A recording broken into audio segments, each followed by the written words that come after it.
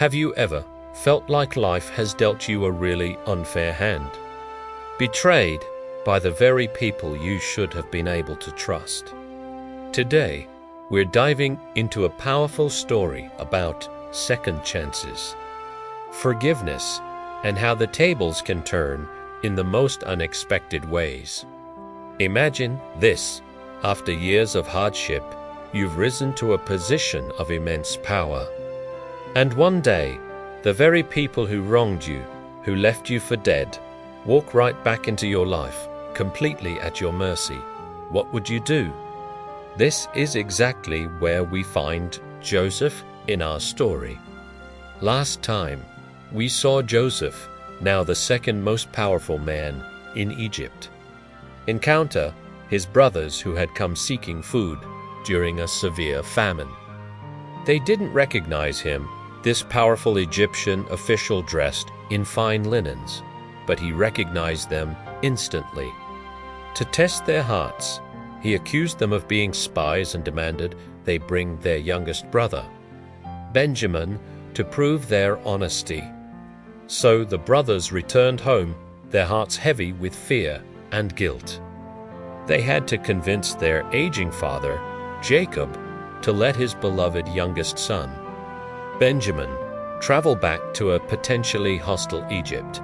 Jacob, who had already lost his favorite son, Joseph, was terrified. He resisted, but with the famine worsening and their lives on the line, he finally relented. With Benjamin in tow and carrying double the money plus precious gifts of balm, honey, spices, and nuts, they made the long journey back. When they arrived and were brought before Joseph, their fear was palpable. But instead of punishment, Joseph instructed his steward to prepare a great feast. He saw his brother, Benjamin, his own mother's son, and was so overwhelmed with emotion he had to leave the room to weep in private. When he returned, composed, the feast began. He seated his brothers at the table in order of their birth, from oldest to youngest. The brothers were stunned. How could this Egyptian official know their exact birth order? It was a small detail, but it was another piece of the strange puzzle that was unfolding before them. Then, during the meal, Joseph served them food from his own table. But he gave Benjamin a portion 5 times larger than anyone else's. It was another test. Would they be jealous of Benjamin, the favored son, just as they had been jealous of him all those years ago? Or had they changed? The Brother, however, simply ate and drank, enjoying the feast together, their old rivalries seemingly forgotten. After the meal, Joseph prepared to send them on their way. He ordered their sacks to be filled with as much grain as they could carry, and he secretly had their money returned to their sacks once again. But he did one more thing. He instructed his steward to place his own personal silver cup into Benjamin's sack. Why?